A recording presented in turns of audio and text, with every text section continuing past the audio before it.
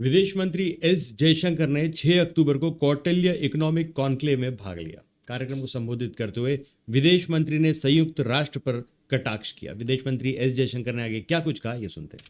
Well, since this is an economic conclave, let me give you a business-like answer. The UN, in a way, is like an old company, not entirely keeping up with the market, but occupying the space.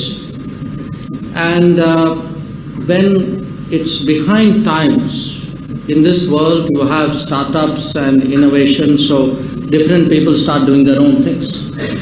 Now, they would like to mainstream that into the market and see that the principal players are in tune with these trends. But when they are not, I think countries, as companies do, start doing their own thing. So what you have today is, yes, there is a UN. At the end of the day, however suboptimal it is in functioning, it's still the only multilateral game in town. But when it doesn't step up on key issues, countries figure out their own ways of doing it. So if you look, for example, let's take the last 5 or 10 years. Probably the biggest thing which happened in our life was COVID. Now, think about what did the UN do on COVID, and I think the answer is not very much. Now, you have 2 conflicts going on in the world today, 2 very serious conflicts. Where is the UN on them? Essentially a bystander. So, what is happening is that, as you saw even during COVID, countries either did their own thing, or you had an initiative like COVAX, which was done by a group of countries.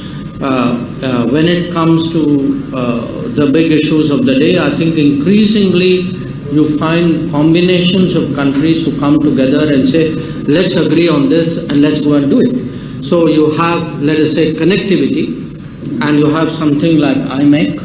So you have India, Middle Eastern countries, European countries, US doing their thing.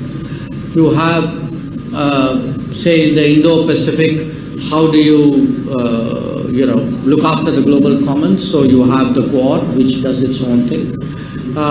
You had even in climate action, you had the International Solar Alliance. You have the Coalition for Disaster Resilient Infrastructure, all bodies which came from outside the UN framework. So I think today the UN will continue, but increasingly there's a non-UN space, which is the active space, and I think it's telling on the UN.